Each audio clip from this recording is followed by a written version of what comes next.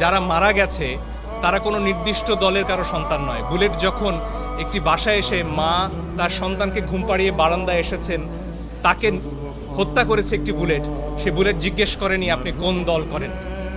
এবং আমার মনে হয় আমাদের বিভিন্ন বাহিনী, সেনাবাহিনী, পুলিশ বাহিনী, র্যাব, বিজিবি, তাদের সন্তানরা তো বাংলাদেশে রয়েছেন।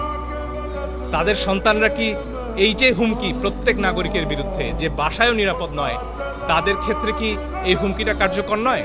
তাদের বিবেকেও কি আসলে এই প্রশ্নটা পৌঁছেনি যে পরের বুলেট কি আপনার সন্তানের দিকে যাবে না? একটা খুব চমৎকার ছবি দেখছিলাম, সেখানে এক শিশুকে গুলি করছেন একজন পুলিশ এবং সেই শিশুটি জিজ্ঞেস করছে, বাবা ওটা কি তুমি?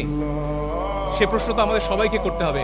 আমাদের কল্পনা চাকমার একটি উক্তি ঘুরে বেড়াচ্ছে, সেখানে বলা হচ্ছিল যে পাহাড়ে যে অত্যাচার করা হয় পরীক্ষামূলকভাবে, একসময় সেই নিপীড়ন নেমে আসে সমতলে। আমরা আর কতদিন অপেক্ষা করব যে আমার ঘরে গুলি আসা পর্যন্ত আমি চুপ থাকব?